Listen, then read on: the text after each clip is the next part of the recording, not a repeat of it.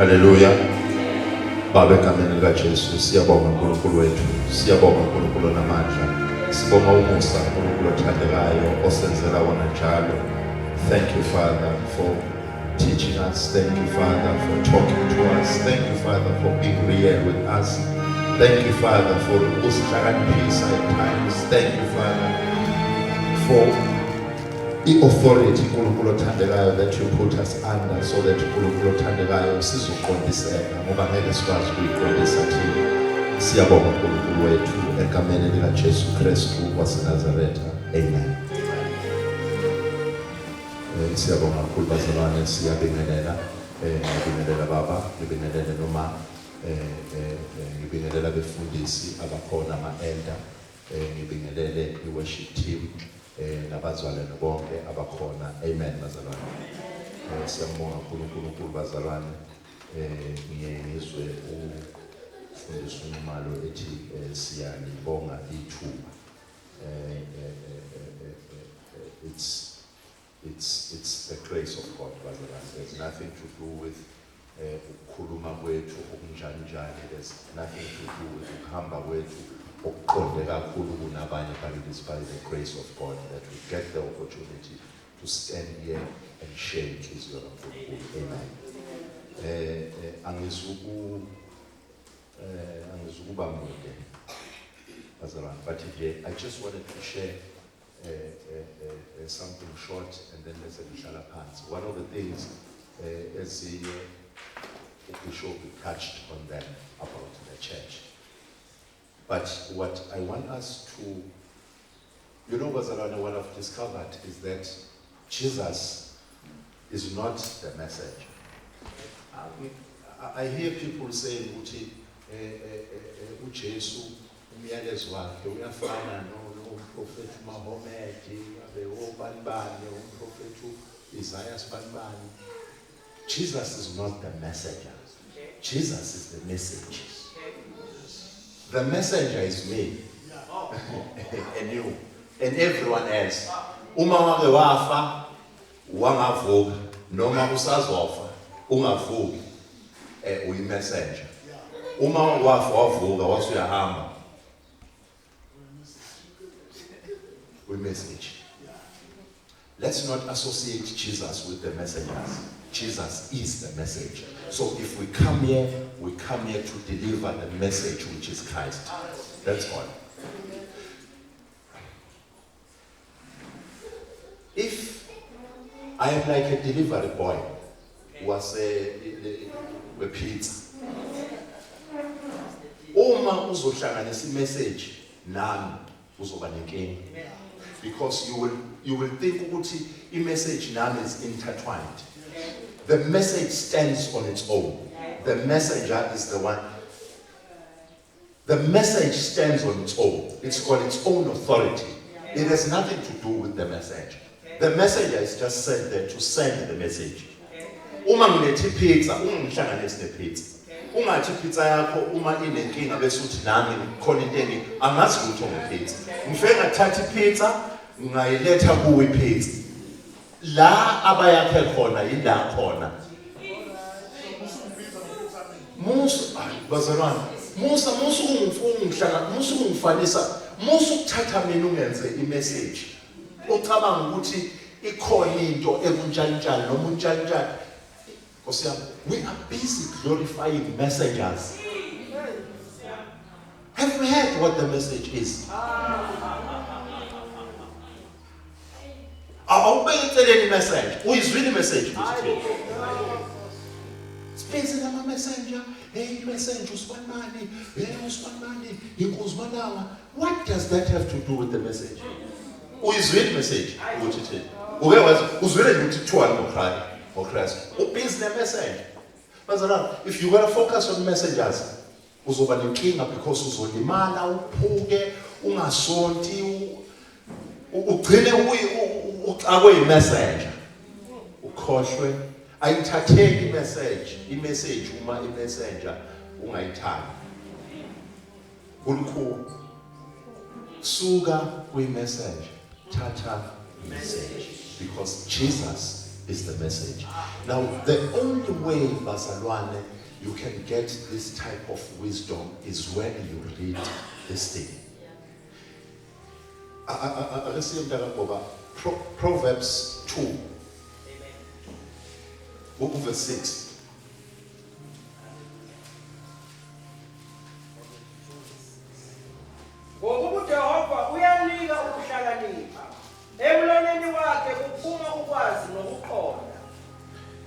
For the Lord giveth wisdom, out of his mouth cometh knowledge and understanding.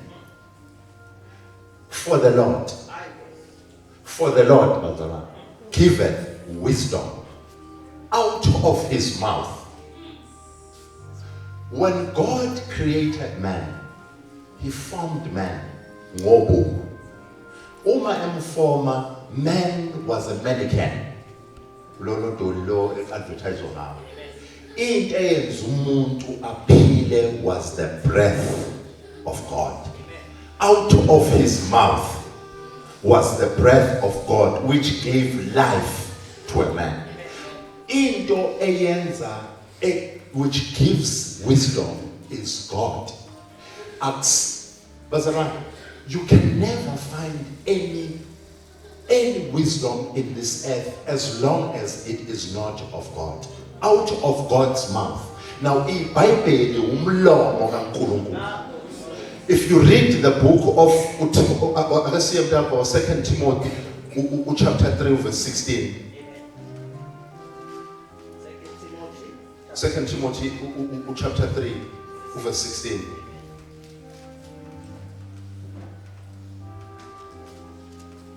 Yonke imibhalo iphefumulelwe nguNkulunkulu, ilungele ukufundisa, nokusola, nokuqondisa, nokuyala ekulungeni. Yonke imibhalo. Yonke imibhalo iphefumulelwe nguNkulunkulu. Yonke imibhalo iphefumulelwe nguNkulunkulu. So everything that is in the Bible is God breathed. Yonke imibhalo iphefumulelwe nguNkulunkulu. Everything that is here comes from. Literally, it is inspired. Now, I don't like the word inspired because omunye uthi was inspired by uDenzel Washington ukuthi ngiact. Now we don't actually yenze kuyibona kude. But when it says Theos Nestos, that is the correct and the direct word. It is God's breath. Umphefumulo kaNkulunkulu. The same breath that God breathed kumuntu, a mannequin, wamnikeza impilo. Umuntu sithi uyaphila ingoba into ephilayo umphefumulo kaNkulunkulu. The Bible lives because it has umphefumulo kaNkulunkulu kulona. That is why Bible kuyilona likunikeza ukuhlakanipha, because out of his mouth cometh knowledge and understanding.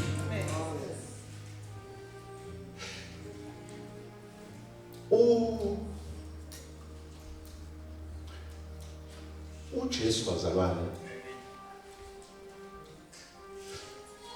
before we figure out, one of the wisest people ekuthiwa babehlakaniphile emhlabeni, Solomon lithi iBhayibheli kwakuyindoda ene-wisdom, and leyo wisdom wayenikezwe uNkulunkulu. Out of God's mouth came that wisdom. But njengathi mangifunda la ukhona verse la uSolomon, it's Proverbs 30 verse 19. Solomon speaks about three things, in fact 4 things. 3 he understands, but the 4th one he says, I don't understand. I'm thinking, Solomon, how can the wisest man of God understand a certain thing that was spoken by God? Because the crux of my teaching is just based on this. bese ngihlala phansi. Now Proverbs 30 verse 19. Indlela yokhozi emoyeni, nendlela yenyoka edwaleni, nendlela yomkhumbi phakathi kolwandle, nendlela yendoda entombini. Awuqale ngaphezulu kancane. Kukhona izinto ezintathu ezingahlula ngokumangalisa. Yebo, ezine engingazaziyo. Indlela yokhozi emoyeni, nendlela yenyoka edwaleni, nendlela yomkhumbi phakathi kolwandle, nendlela yendoda entombini. Verse 20. There be three things which are too wonderful for me, ye for which I know not. The way of an eagle in the air, the way of a serpent upon a rock, the way of a sheep in the midst of the sea, and the way of a man with a maid. No matter a man with a virgin. Now, we always say, Uti, in the old, it's the new concept. The Old Testament, ikhuluma ngoJesu. Uma nje uyibheka, you must always look for Christ. Oh, Christ, because this holy book, bazalwane, the only thing efuna ukuzositshela ngayo uKristu. Bazalwane, uyabona into esho uBishop ukuthi uKristu ungambambe sesesiphambane. Ingakho uzombiza ngemessenger because umbambe sele uKristu uqala la.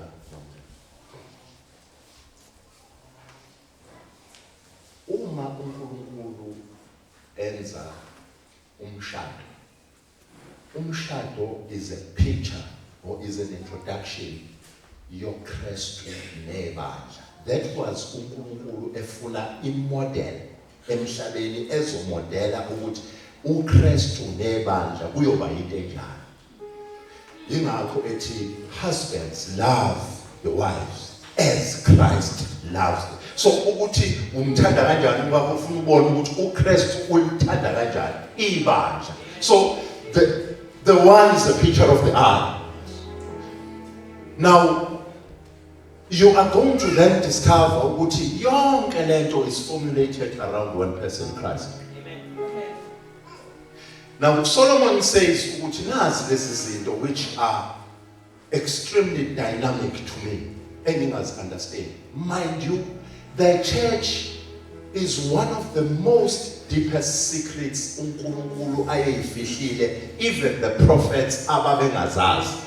Babekwazi ukufa kaJesu kodwa babengazi ukuthi umefa uyozalwa ibandla. But there is a picture in the Old Testament of the birth of the church. Uma uAdam elaliswa gets into a deep sleep, out of uhlangothi lwakhe ukhishwa the bride. That is the picture of what is going to happen at the cross when Christ is dead. There is the church that is being born. God's biggest secret. It is so discouraging ukubona into eyenziwayo manje ebandleni likaNkulunkulu azizalela lona, which was his secret. Isonto seli, I'm going ahead of myself. Now he says, I don't understand the way of an eagle. The way of an eagle in the air. We've got 4 Gospels in the Bible. 89 chapters of all the 4 Gospels. Matthew, Mark, Luke, and John. All these Gospels are represented by pictures. Kule Bible yaqala ukuthi uma uvula incwadi kaMatthew uvela isithombe sebhubesi. Uma uvula incwadi kaMark uvela isithombe seox. Uma uvula incwadi kaLuke uvela isithombe sendoda. Uma usuvula incwadi kaJohn bese kuvela isithombe sokhozi. The way of an eagle. who Jesus is. Ubani Jesu. Jesus is the one that came from the highest. Owaqhamuka emazulwini weza emhlabeni. uJesu is Solomon now to understand lento, who is this eagle that is going to come emhlabeni. That is who Jesus is. That is what we need to tell the church. uJesu ubani? He is the one that came from above like an eagle as emhlabeni. Because if you open the book of John, iqala ithi. So it speaks about his divine nature. Ubani. Ungamthatha sesisiphambane. No. Uthi uBishop wakhulunywa ngaye. Ekhuluma kuye. Kukhona nalowo munye okhulumayo. Shuthi kuyakhulunywa la. That is Jesus, who is from the beginning. The divine Christ, the way of an eagle in the air. Who Jesus is. We need to almost we need to kufanele sihlaluse entweni.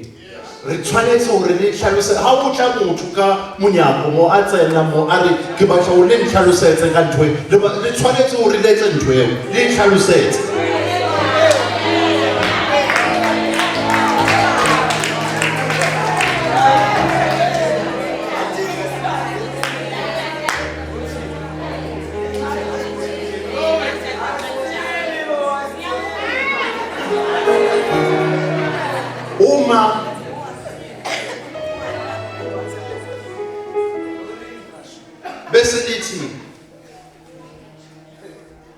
The way of a serpent on the rock. Awufunde mntangoba ngingayisholo into yami. Indlela yokhozi emoyeni nendlela yenyoka edwaleni.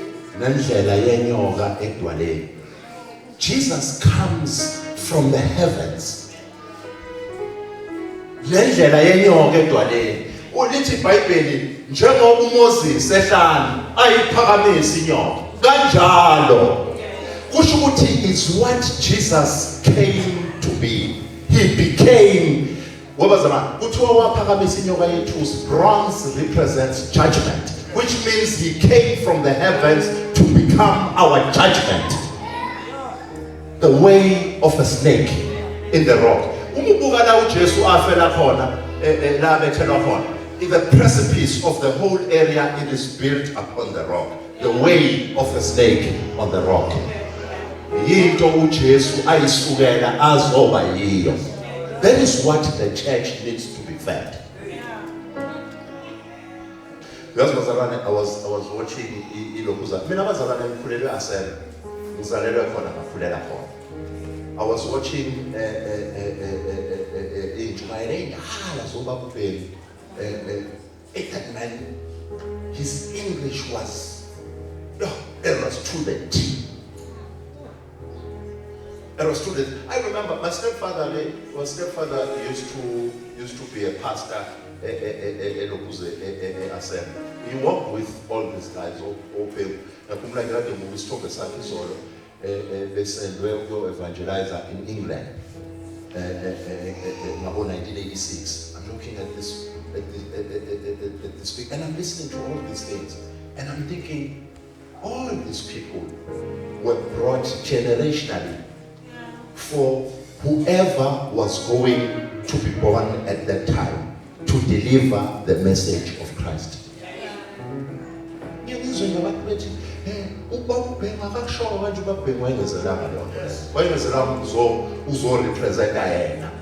Wayengezelanga ukuthi abantu ingakho bazalwana uMoses uNkulunkulu isidumbu sakhe asifihli. Wayenzela yona lezi zinto lezi sekuzoba khona abakasibanibani, sekuzoba khona akabasibanibani. Ngithandile that I was listening to when umayela baba uKhomonde ubaba uBhemu actually was a progressive man. Engakhala nje benganifica senibanga nithi hayi akakushongo lokhu engamangala kodwa ngempela labantu because he was a progressive man. Every generation has got its own people. to be able to deal with that generation. Sasingeke thina sishunyayezwe abantu abagqoka amateki because into eyizokwenzeka sasingeke siyibone nalento esishunyayezwa yona. But the generation yamanje, you can. Generation yamanje is inabantu bakhona abavuselwa yona. Don't be shy with the word uNkulunkulu akunikeze lona to the generation oyinikeziwe ukuthi uyishumayeze. uJesu wezela ukuthi azoba inyoka edwaleni, azothatha ijudgment yethu. That is what we need to speak to the church.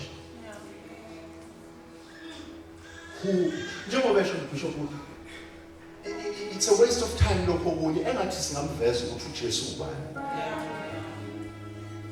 Jesus is the message. Everyone else is a message. Bese lithini lapho? Indlela yokhoze emoyeni nendlela yenyoka edwaleni nendlela yomkhumbi phakathi kolwandle. Now umkhumbi awukho umkhumbi osuke eChina. Uthi uyabona njengamanje bangisuka la eChina. Ngiyayisuka. Ongathwali lutho. Umkhumbi nomkhumbi usuke eChina uphethe into ezithile zaleyo country oyakuyo. Hayi uphethe into, uphethe izinto. Umkhumbi uthwala umkhumbi osuka eChina uzela uthwala i-supply probably for 6 months for the entire country. The way of the sheep in the sea. uJesu weza ephethe our blessings. He came carrying grace. He was the grace, carrying grace and truth for us. Ukuthi uJesu wayephethe ini? What was Jesus carrying for? Yini into ayizele? That is what we need to feed to the church. uJesu, people need to know ukuthi uJesu wezela. That's all. Uyazi abantu ungabatshela ukuthi uJesu ubani, uJesu wafike waba yini, uJesu wezelani. You can actually satisfy their hunger inside. Those that want to hear the message. Because there's a problem, Bazaran. Kunabantu who just don't care about the message. Kunabantu abangenandaba the message. Uma kungenzeki ngendlela yabo kwa message leyo, it doesn't matter. As long as pride is what the devil wants oshelwa yona ezweni. Because pride is an ability yokungayiboni umbhedo wakho and always see other people. Hayi ngiyathetha mama. Wathi uthetha lokho umbolo ufuna uzibelele eqala ngeke. Utsho nje. Njani? It is an ability not to understand umbhedo wakho. That is pride. And bazalwane, ayikho into ebulale abantu eyenza ukuthi uma umkhumbi ufika uphethe izinto babe ne-pride enough not to accept what the sheep is carrying. Because Christ came carrying grace and truth for us. The worst thing we can do is to not accept the supply. Ubusubona country lambile, ubusucabanga ukuthi wena country la sokuthi i-proud ukuthi ayikwazi accept what the sheep is bringing. Churches have been reduced to buildings, to money making. Khona nje umunye kade ngifonele ngitshela ukuthi tshantshali ngiyacabanga ukuyovula ngifuna ukuqala umsebenzi. Ngiyambuka umuntu ufuna ukuqala umsebenzi. Ngithi I wonder ukuthi i-message unayo yini oyinikeziwe. Yena uzwe unabantu akhuleka nabo aba u50. So labantu akhuleka laba abawu50 kusho ukuthi sebeyamuzwa. Useyabona ukuthi yazi labantu bangizwa futhi mabekhuleka khona umnikelwana abawubekayo. Uyabona ukuthi yazi la umsebenzi ungavuka. But where is the message? Ikhona yini into uNkulunkulu athe ijele labantu? Ngoba zanwana lento ye-excitement yibandla likaNkulunkulu leli Nkosi yami. Azi. Nkosi yami. ElikaNkulunkulu. Lento sesiyenza manje it has been reduced to buildings. Ibhilidi selibaleke ngaphezulu kwabantu abaphakathi ebuilding. Kukhishwa imali kunakekelwe ibhilidi, balambile abantu la. Kukhishwa imali kunakekelwe ibhilidi, abanawo umsebenzi abantu la. Ayikho into eyenziwayo ngalokho. Kukhishwa imali ayikho into ethi how do we sustain these people nezwi likaNkulunkulu. Bazalwane, mina I want to tell you, izwi likaNkulunkulu leli abathi kwakuyilona kuseyilona namanje. The problem is we are in the wrong position as a church ke manje. I ibandla everyone that is involved. We have reduced this thing kaNkulunkulu with this biggest secret kaNkulunkulu, we have reduced it to nothing. That is why you see a miracle-less church now. Because imicabango iseyintweni ezinye, it's the behind the scenes things, not things of Christ. We are not telling the church the truth. We are not recognizing who is the church. The blessings uNkulunkulu afika bazalwane esilethele zona. uJesu wayezele ukuthi azositshela ukuthi nawo umusa owenzelwe wonke umuntu. Everyone is invited. uNkulunkulu ufuna wonke umuntu asindiswe. The reason why God is delaying to come is because akenelisekile ngalabantu abasindisiwe njengamanje. Yingakho the great revival is upon us. We are on the third day. A rapture can happen at any time now. Mina ngangithandaza ukuthi ngisemncane ngithi Nkosi ungaqali ukubuya ngakasebenzi. Ngoba into engangicabanga ukuthi ngangifuna ukuthenga ibhokisi lama-knickknacks uma sengisebenza. Ngithi uyabona manje iholo lami lokuqala nje ngiyofika ngithenge ibhokisi lama-knickknacks ngiwashe ngize ngiyigcobe ngedwa. So ngibona ukuthi uzobuya uJesu. Ngibona uJesu sithatha ama-knickknacks akhona lesibili. Ngasawadlanga nendlela engifuna ukwadla ngayo ngathi hayi Nkosi ngeke. Ayike Nkosi awuyibambe kancane. Awungilindi engisebenza. Uyabona manje bazalwane. We are on the third day.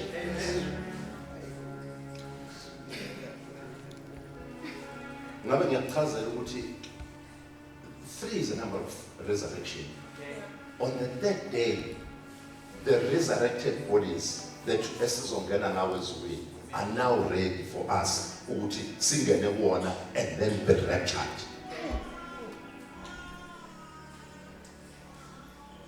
uNkulunkulu akakeneliseki ngenamba yabantu abasindisiwe. And instead of us taking the number up, we are busy playing church.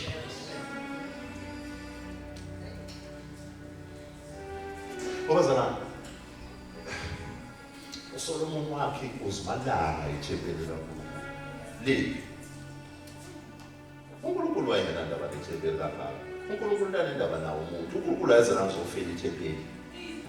uNkulunkulu wayezela ukuzofela umuntu. uNkulunkulu wayezolanda ukuphefumula. It has to be umzimba first, then everything else.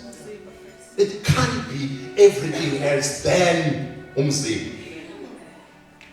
Asikwazi bazalwane. Ngiyabonga nje ukuthi Bishop ishilo lento ukuthi uma a problem is brewing, someone needs to pick it up.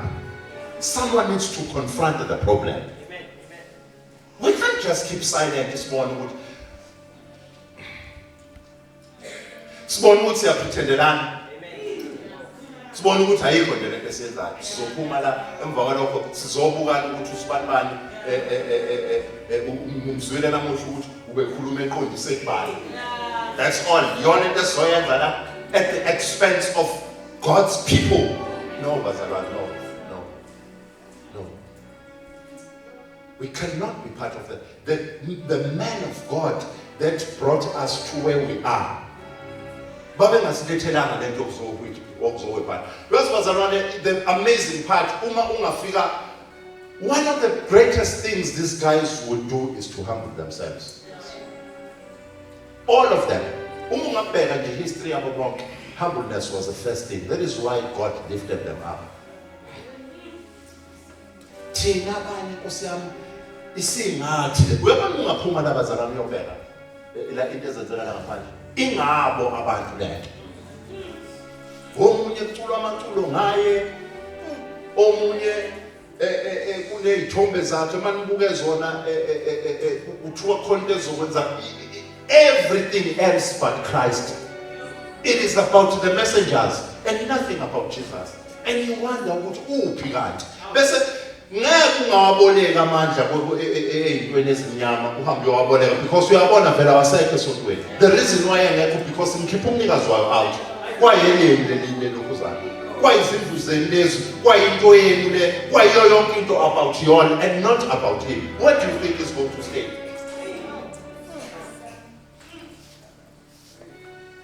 Bazalwane uJesu wenza kanje bafike eSamaria uhamba nabafundi bakhe uma bethi bazama ukukhuza gedarisha abantu abazophikisana nalento ayishona bathi abafundi bakhe uJames no James no John no James no James no John bathi yini ungabiza umlilo singabiza umlilo njengoba Elijah asho and he rebukes them.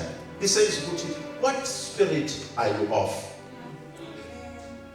uJesu into ayenzayo simple wasuka lapho eSamaria waya kubantu abazomlalela.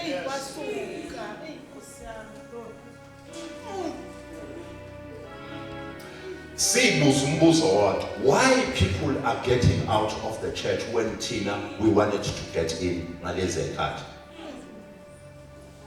The problem is not God. The problem is us. Umuntu ezophuma la esontweni athi kungcono ukuthi ngiyokhuluma ngeKaizer Chiefs. Celebrate Kaizer Chiefs. Something is wrong with the church. It's the body, not the house, not the building, the body. Us. I'm the first one to blame myself. What am I doing to make the situation even?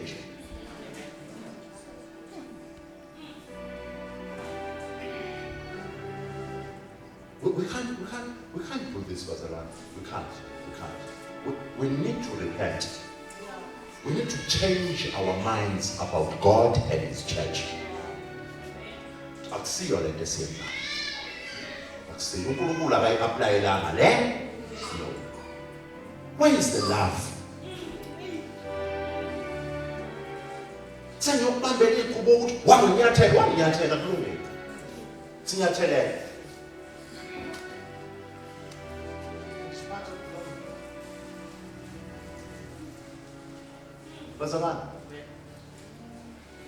I'm speaking as a brother. Ukhulumeni ubaba as a chief elder. Excuse. I mean, I'm just speaking as a brother. It's a common whatever ubaba bezokhulume ngayo uNkulunkulu beyibeke enhlizweni yakhe. Angazi nami why.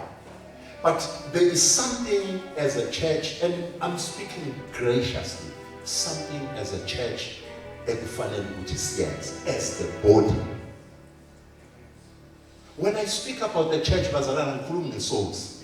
Ngikhuluma ngami nawe. Bese thini lapho ukuthi indlela yokhoza emoyeni nendlela yenyoka edwaleni nendlela yomkhumbi phakathi kolwandle nendlela yendoda entombini. Now, the man who's speaking about this, Solomon, uthi nendlela yentombi nendoda. Akekho umuntu wayenentombi njengoSolomon. Nawe ungazama akekho umuntu wawukhozelayo. Umuntu nje okhona akekho wayenentombi njengoSolomon.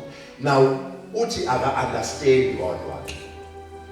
Now the issue is how? This is not a fleshly thing, it's a spiritual thing. Because akakhulumi nje ngentombi lendoda.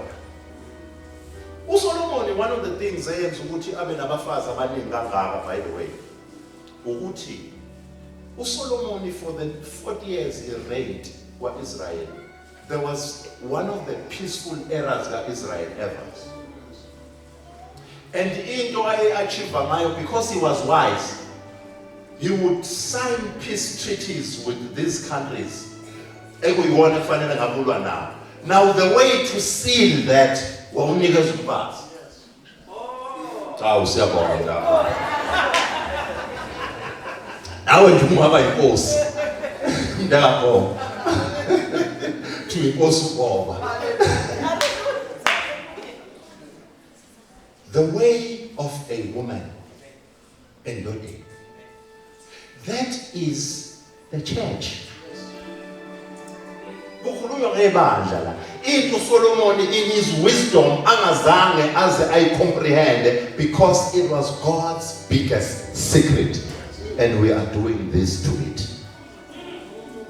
uJesu uma ebona abantu uthi nazi izimvu, he sees scattered sheep eziswele umlusi. Akabonanga izimvu wathi yamoyiwule ngayidayisa la noma ama pork chops engawakhipha kulezimvu. That is what people are doing when they see the church.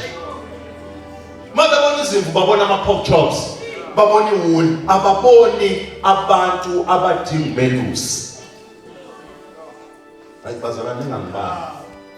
Ningangibamba ngicela nje ukukhuluma bese ngihlala phansi.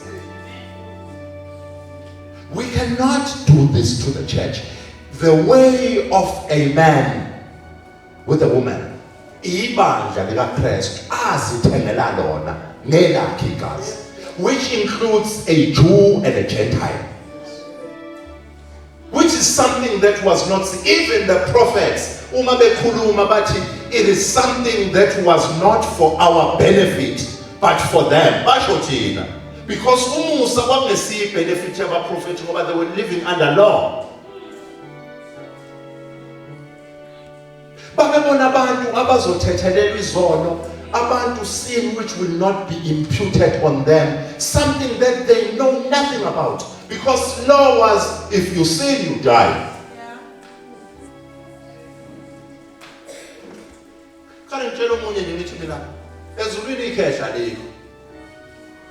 Hawu. Njengoba wena uNkulunkulu usumenze ikhehla lakho elivele uma kuthiwa inwele zimhlophe ngikhehla nje mina.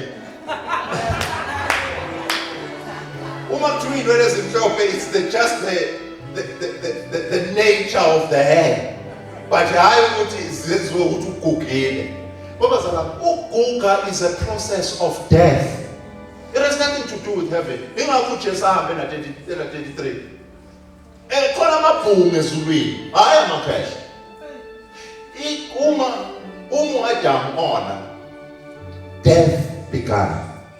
Ayizange ize ifike imuthi inqamu, but it began. uNkulunkulu wayedala obhuti nje nosisi. Kwakuzoma lapho nje. Awungena Nkosi yami ngaba ukho. Awukho kwami Nkosi yami. Ngaba usisi nje. Ya, akusisi nje oshade Cox lakhe.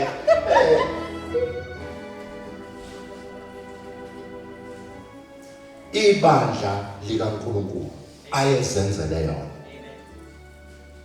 Ngicela sifunde nale verse lapho babe sengiyavala. Ephesians 4:29 to 31. Yeah, Ephesians 4:29 to 31.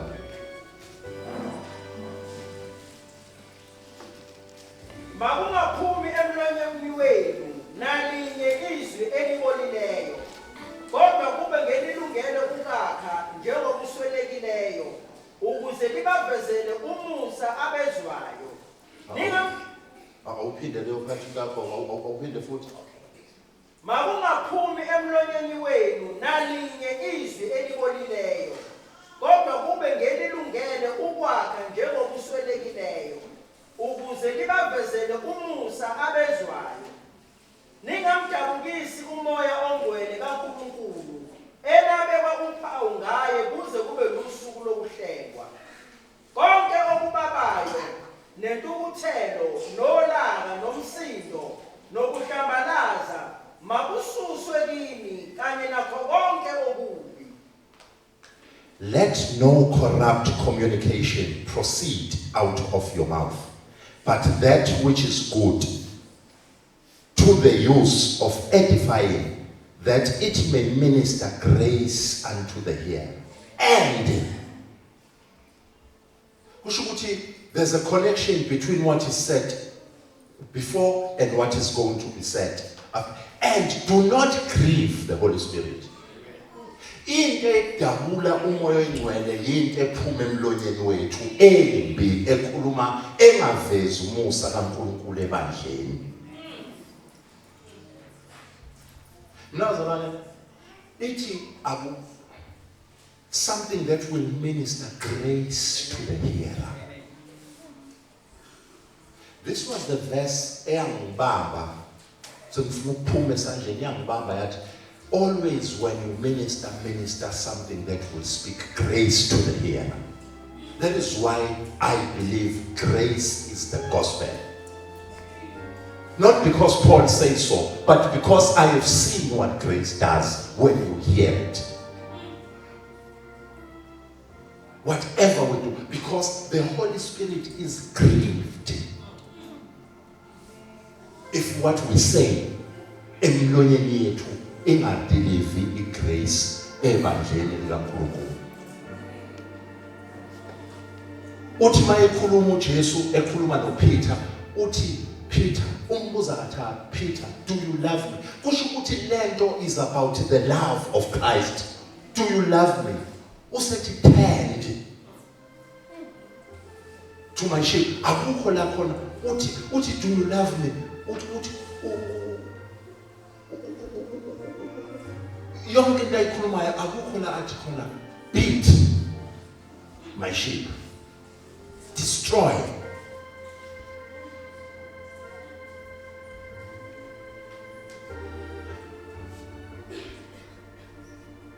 God created this the greatest organization that ever lived. Organization. We cannot, bazalwane, see degrade and take it to the level lying.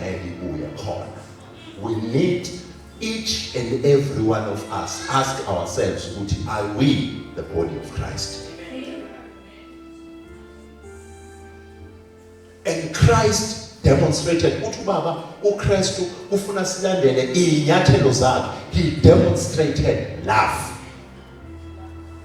Wayezokhombisa ngoba abantu babeyitshela ukuthi uNkulunkulu unolaka bebuka izitori lezi ezenzekile before bebona ayingeke le ndoda le ayingeneki. uKristu uthi uma usubone mina usubone nobaba. Kusho ukuthi when people saw love uKristu bethi noma belethe owesifazane ophikile obanje oqotsheni lithi iBhayibheli. And Christ is preaching in the presence of the synagogue. Wayengashumayeli njengale elokuzeni. Umehla ebhala phansi, akabhala enhlabathini, ubhala etsheni. Uyabakhombisa ukuthi lento enizongchallenge ngayo, which is the law. I wrote it. And wehla kabili akeshi kathathu egoba eyaphansi. Because the first person owaphula ama-10 commandments kwakuMose. uMose wafika ephethe ama-10 commandments. The same Moses, is the same person enzongitshela ngayo, wafike wawalahla phansi aphihlile. Broke all 10 of them. Because the issue is about the message. The message sifikile manje. Forget the messenger. Stick to the message. message Kristu. uKristu wasithanda. Kristu wasithanda. uJesu bazalwane, uJesu nganyana umeshawa ushayela ukuthi wena ungayishayi ngalento oyenzile. That is why Jesus was beaten, so that you don't beat yourself up. All you have to do is to come to him. Uthi bishop uvumela ukusikwa ukuzunele kuye. That is the only reason Christ was beaten up, so that we, ngoba bazalwane siyayisitshela ukuthi so that we don't get beaten up by people. No. One of the greatest things, Happy Mother's Day, bazalwane, mama, siyaxolisa ukuthi singasho. Happy Mother's Day, siyabonga kakhulu eliyenzayo libambe kuwe lodaba. Nami nje ngile kumawami Bishop Osiyami siyokhala khona la eduze kwakho. Friend, if you wait 8 minutes.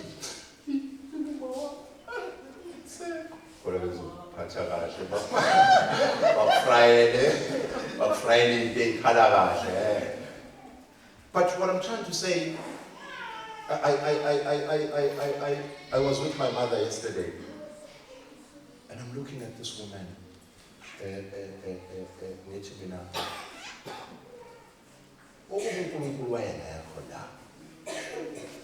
This whole thing wouldn't be it.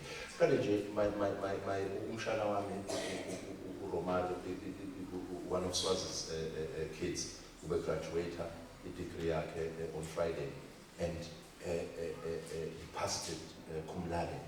So siyaqala uba ne-genius siyaqala uba ne-genius endle. Thina nje sasihambela ngemadoda score, sasibamba la ku-50, 51, masipase kahle 55. 55.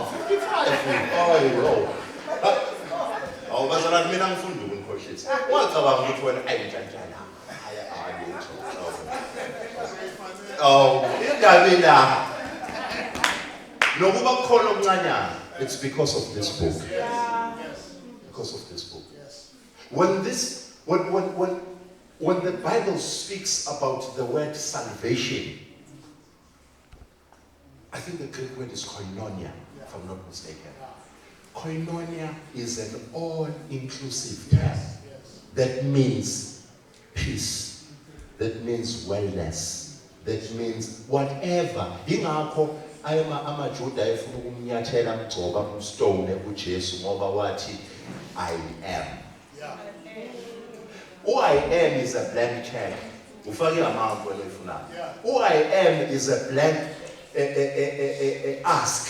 Okwakho ukuthi ufake ukuthi I am your savior. I am your healer. I am your provider.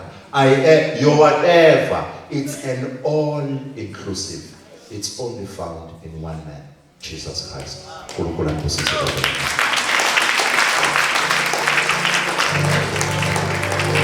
Praise the Lord. Hallelujah. Hallelujah.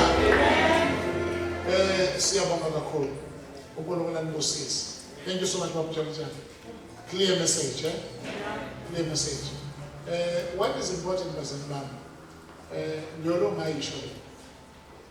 Connect with us. Connect with us.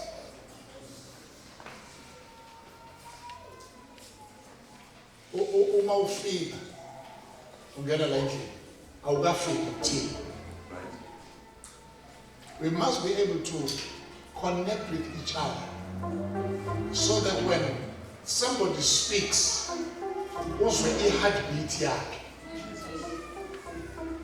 Ayikho ebuhlungu nje ngoba ube khona geographically kodwa ungaconnect nokuloko okwenzakalayo. Yes, what ingozi leyo ngoba one uma ufika geographically ungene kulento kodwa Trump awuconnect njengebandla. Angazi manje sokala uthola ukuthi whatever ekhulunywayo ihamba ekhanda lakho. Naye ngifuna ukutshela la eSouth Africa ngivamsuka ingenza njalo ngeconstitution. Akuyona iconstitution yodwa. Every law there is a spirit. Abasuke bebhala.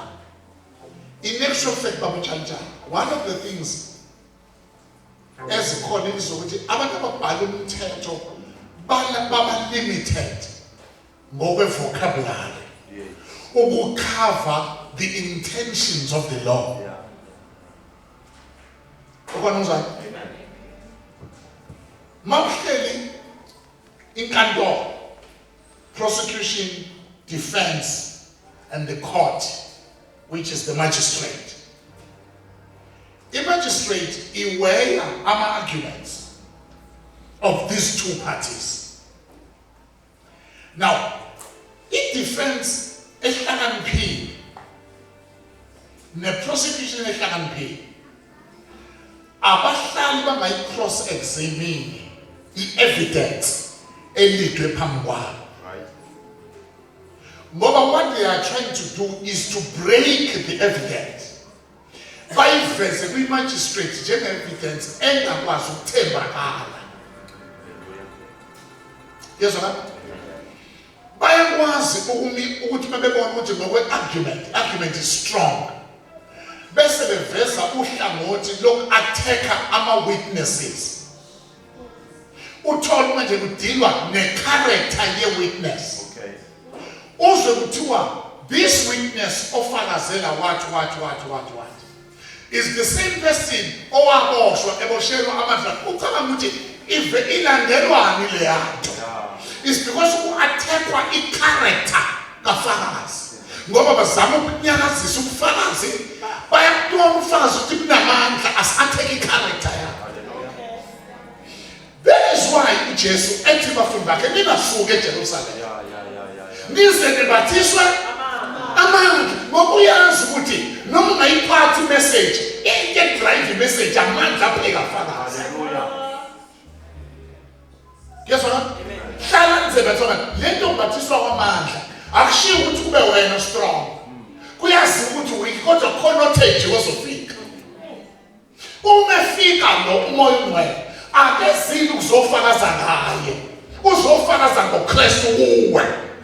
So that ebufakazi lokuthulayo ukuthule convincingly. Convincingly ngoba you've been empowered. Yes sir. Hlala eJerusalem. Uma sefikile niyomukezwa bese niba ngo faka. So ngikana bathi kupossible ukuphuma uyofakaza manje engafikile. Bese lento iba buthakathaka hayi ngoba ibuthakathaka ukuthi umuntu oyilethayo. Let me break this down in the elementary level. Uma kufika indoda Ndlovu engangami ifika lapha kwakho ngisho lento ngayenza. Sikhule ekhaya sidayisa inyama ngaphakathi, sidayisa amasi kuzanti kuhlanganisa. Kwakuthiwa before uphume uyodayisa wale bathroom uyogeza wena uzodayisa. Ngoba abantu abathengayo bajwayele ukubheka umuntu odayisayo before babheke into ayidayo.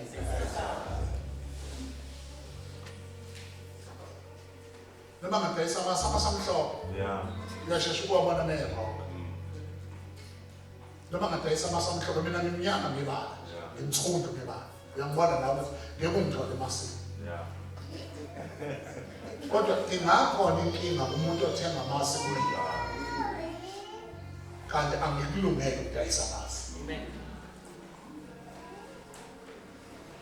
Ngiphuma la ngabe ngingena nohlakahle emphomolo lemafinyini la ngathi ngihlala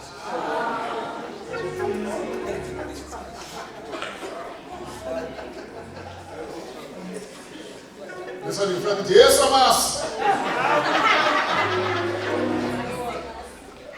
O mundo de claro que vai ser bom. mfana hamba siyabonga siyabonga sifune masi lahlule noma bayawathanda masi baxabo umuntu odayisa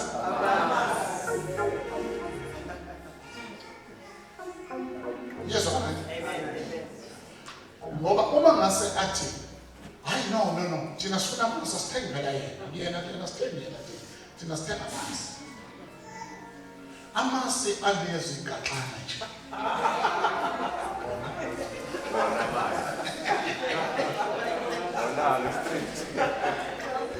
Anawo usawota.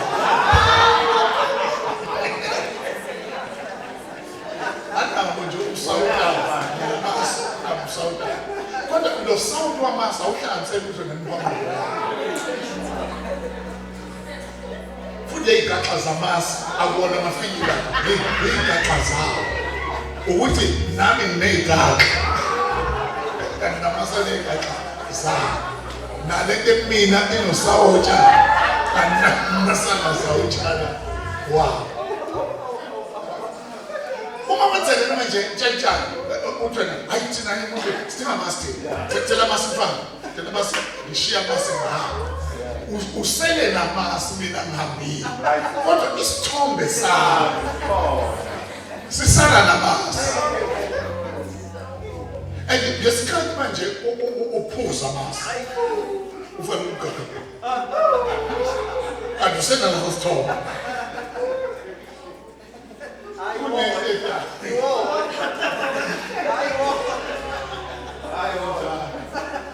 nawaza nafinyana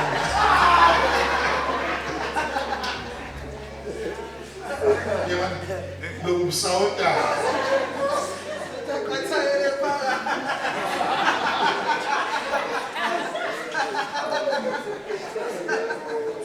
Amen. But the emphasis is eating. True. What the First Church is saying. Very true. There is nothing wrong with the message. But there is something wrong with messengers. We are not communicating what was communicated. Yes, right? We're not. I'm not to son, I'm not son. Look so the demon will feel alone man.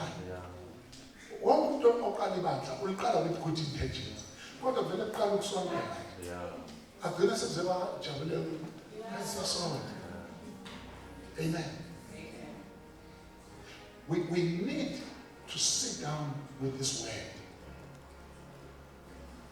and reflect. Are we carrying over the same message? Why when as we ubunkulunkulu emlayezweni uyanceba kodwa abantu umuntu ngoba into engadala ukuba ngiyeka ntshantshana ngifike ngiphuze i-orange juice i-orange juice i-squash oros ngizwe oros ntshantshana umnandi ngithi ngiyavakasha ukuba kanti okwazi afika ngithele lo-oros hayi ngiphume ngithi hayi bani ngimbonile thele ukuthi oros kodwa yini labo oros bangafani kanti mhlawumbe ngenxa yokuthi untshantshana ummeli uma efaka u-oros emanzini ufakele ukuthi bungalahleki ubu-oros kanti okwazona abantu bayizamela uma befaka u-oros bawufaka emntwane uthole u-oros omningi kodwa ongasa-taste njengo-oros kwesikhathi kuyenzeka siye kubantu siyixathi imessage igcine i-diluted ebese uthola ukuthi abayiphuzayo abarespondi ngendlela esaresponda kanti ngoba ixatshwe namanzi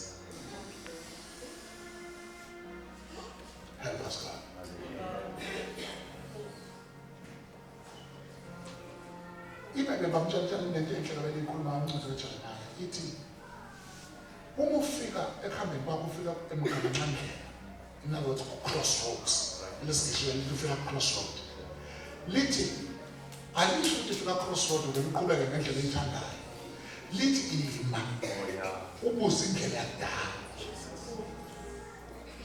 kungenzeka yini ukuthi bekufanele sime ke sibuze indlela ngoba incwadi Proverbs athi kukhona indlela ebukekile malukhuluma ngokuhle bendlela alisho ukupholishela kwayo lisho ukuthi indlela ethatheka kalula othi uma ufuna ukuyithatha uvela ungene phansi ungeneke kodwa lithi isiphetho sayo indlela yokufa ngicela sithandaze kodwa umthandazo ufuna umthandazo reflective. There's no altar call. God, it's where everybody stands before God and look at this message, which is Christ, and say, am I passing over the same message? No, the message has changed. Uma kushintsha i-message is the input. The output is guaranteed as long as the input is right.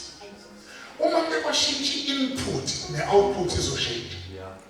Are the results that we are seeing in our lives accompany the input, which is the message? Noma mhlambe akusafakwa yena kufaka usonto. Therefore siproducer abasonti bezinga eliphezulu abadefend ukusonta kwabo. No more standing up for the message. That's me again.